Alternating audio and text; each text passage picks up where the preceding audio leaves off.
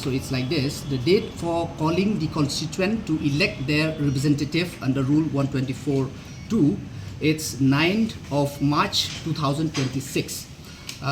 Next is last date for filing of nomination is 16 March 2026 before 3 p.m.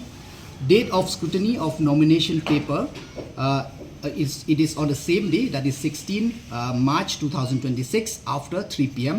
Last date for withdrawal of the nomination paper will be on 17 March 2026 till 3 p.m.